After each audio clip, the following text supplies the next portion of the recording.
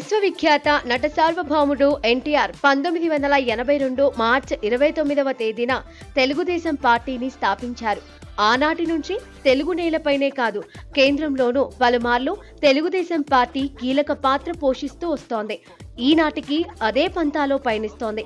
తెలుగుదేశం పుట్టినరోజు ఉత్సవాలలో ఎన్టీఆర్ ఫ్యాన్స్ మార్చి మాసంతో ఎన్టీఆర్ కు ఉన్న అనుబంధాన్ని గుర్తు చేసుకున్నారు. మార్చి నెలలో విడుదలైన నటరత్న ఎన్టీఆర్ తొలి చిత్రం పాతాళ భైరవి 1951 మార్చి 15న వచ్చిన పాతాళ భైరవితోనే ఎన్టీఆర్ సూపర్ స్టార్ గా నిలిచారు. ఎన్టీఆర్ అనగానే చప్పున గుర్తుకు వచ్చేది ఆయన పోషించిన శ్రీకృష్ణ పాత్ర. ఆయన పూర్తి స్థాయిలో శ్రీకృష్ణ పాత్రలో కనిపించిన తొలి చిత్రం మాయాబజార్ కూడా 1957 మార్చి 27న జనం ముందు నిలిచింది. అలాగే రామారావు రావణునిగా నటించిన తొలి చిత్రం భూకైలాస్ 1958 మార్చి 20న వచ్చింది. ఇక ఎన్టీఆర్ ను శ్రీరామచంద్రునిగా జనం మదిలో నిలిపిన సినిమా లవకుశ. తెలుగులోనే తొలి రంగుల చిత్రంగా నిలిచిన లవకుశ 1963 మార్చి 29న విడుదలై విజయఢంకా మోగించింది. ఎన్టీఆర్ నటించిన తొలి కలర్ సోషల్ మూవీ దేశోద్ధారకులు 1973 మార్చి 29న విడుదలైంది. ఇలా నటరత్న కెరీర్లో పలు మైల్ స్టోన్స్ కు మార్చి నెల వేదిక కావడం విశేషం.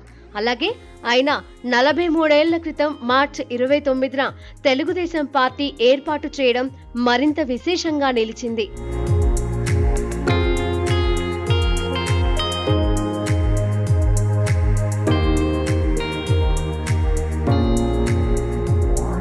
నటరత్న ఎన్టీఆర్కే కాదు, ఆయన నట వారసులు బాలకృష్ణ జూనియర్ ఎన్టీఆర్ కి కూడా మార్చి నెల భలేగా కలిసి వచ్చింది.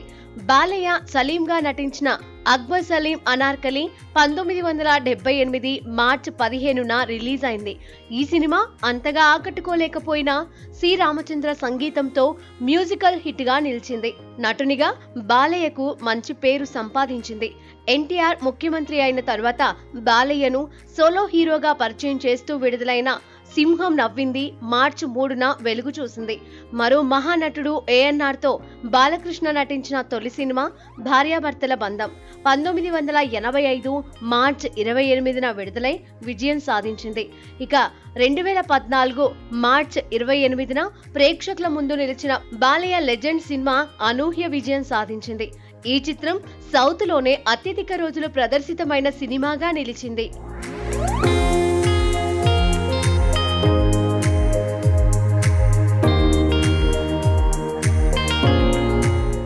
నందమూరి నటవంశం 3వ తరంలో స్టార్ హీరోగా వెలుగొందుతున్నారు జూనియర్ ఎన్టీఆర్. ఆయనకు కూడా మార్చి నెల అచ్చి రావడం విశేషం.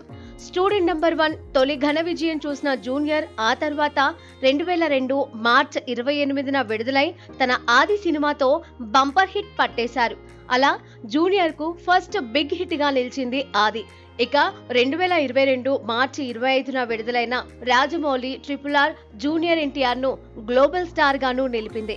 ఇలా నందమూరి నటవంశానికి భలేగా అచ్చి వచ్చిన మాసంగా మార్చి నిలిచింది. ఈ విశేషాలను నందమూరి అభిమానులు తెలుగుదేశం ఆవిర్భావ దినోత్సవాన గుర్తు చేసుకుని పులకించిపోయారు. మరి రాబోయే రోజుల్లో నందమూరి నట వారసులు మార్చి నెలలో ఏ విశేషాలకు తెరలేపుతారో చూడాలి.